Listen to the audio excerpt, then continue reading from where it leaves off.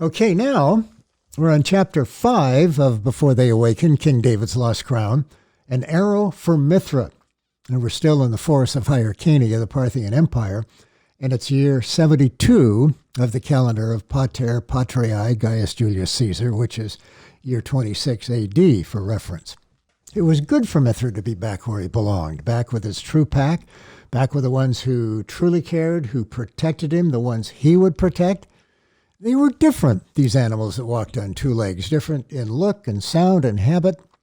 They made different sounds and unusual sounds and habits, but they were the ones. They were his pack.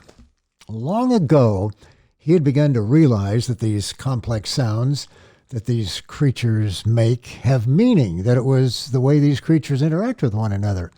And most of these sounds he had come to understand. It had been no accident that he found and brought King Artabanus's gloves. He would have been able to do more had he the ability to articulate the sounds himself, even perhaps carry on rudimentary conversations. As it was, all he could do was try and hope that the grunts and growls and the whines that substituted for words would suffice. Sometimes they would. And then sometimes the sounds grew so complex he couldn't follow them at all and couldn't even begin to mimic. And he learned that he must never use low-throated sounds in his efforts, that they would be misunderstood and would bring fear and anger. He could often communicate with Oreides using no sounds at all, using nothing more than his body and his eyes. He learned long ago that the simplest of sounds, stay, come, stop, were all directives from a higher intelligence that he must trust for his own well-being. So, when he heard the word stay, when Oreides led him to a certain flat part of a meadow by where Oreides had dug a hole in the ground, he didn't question it. But this was the most confusing thing of all. Why, after Oreides had administered the command of stay, did he kneel with tears in his eyes and hug him around his neck and say, "Goodbye, faithful friend"? He knew what goodbye meant, and he knew what friend meant, but the words did not mix with one another. What his alpha friend said next was one of those things that lost its meaning altogether to complexity. "I wish it didn't have to be this way," was what he said. "This is the hardest thing I have ever had to do."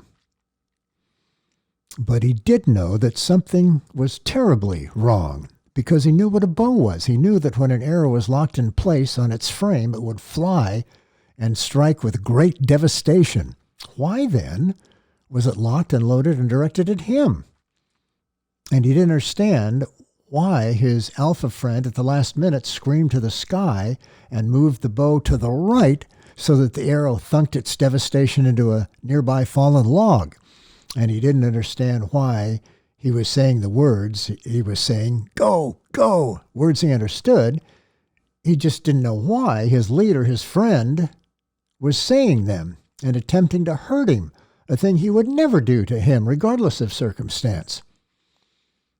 So, with a heart broken into pieces, Mithra loped away, stopping now and then to look back, only to experience another volley of rocks. Then he vanished into the underbrush with that sideways glide specific to Mithra.